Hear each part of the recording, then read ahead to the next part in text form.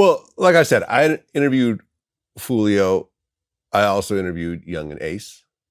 And in both interviews, my whole thing was, look, I understand there was a lot of violence back and forth. I understand there was a lot of, nasty things being said, very hurtful things, very personal things being said along the way. But if you guys continue down this path, everyone's going to be dead in a wheelchair or in prison. There really is not, maybe the main guys will be able to survive all this because they could afford the security and live in gated communities and only come out during certain moments. But in general, it's going to bring more death and destruction, and no one really wants that. At some point, you have to sit back and say, we're just going to have to talk it out and either agree to disagree and just kind of keep moving with our lives. You see what I'm saying? Yeah. So ultimately, what I try to push in these interviews with these young men, who are all much younger than me, a lot of times they're half my age or even less, is that it takes a certain level of intelligence and wisdom to get into your 40s and 50s.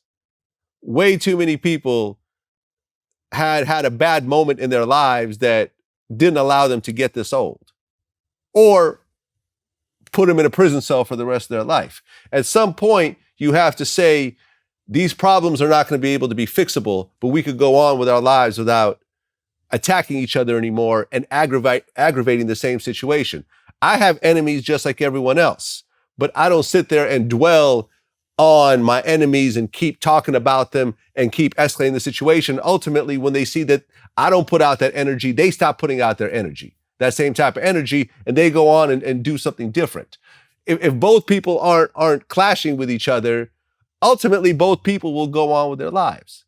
And I don't want to see any more people that I've interviewed die violently, because I've had so many people I've interviewed die violently. Let me just say this. It's crazy to me. Most rappers are not leaders.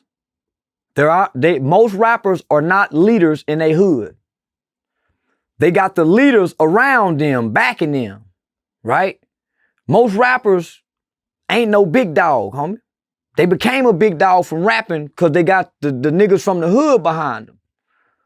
The niggas from the hood behind them that we don't get to see, they get to become important and become hood star because they're attached to the rapper when they go back to the neighborhood. Oh man, he be with Fulio, right?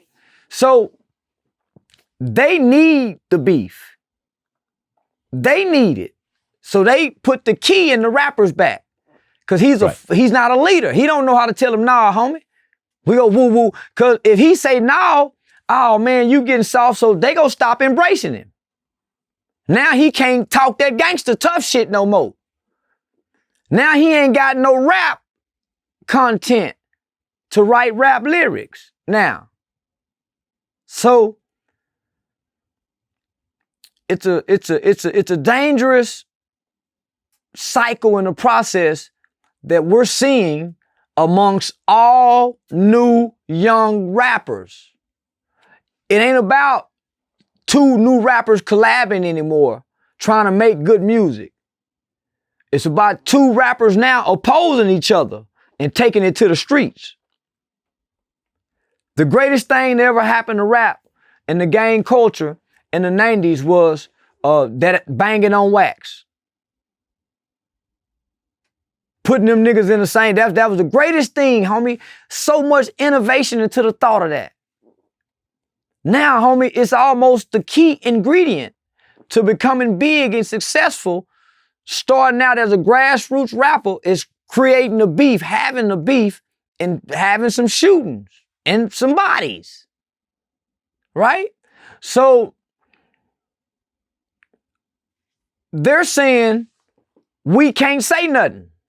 We have to sit back in silence, and you can't speak on black violence. You can't speak on drill rap. You can't speak on dirt. You can't speak on what we think is wrong. So even our community and our rappers saying, you better shut up, old ass nigga. So can you imagine what they do to their grandmothers? So we can't correct y'all? We can't correct what we think is wrong? I'm not no guy coming from the street corner. I'm not no guy coming out the trap. I'm not no guy parking a forklift, getting in my car, getting on YouTube talking.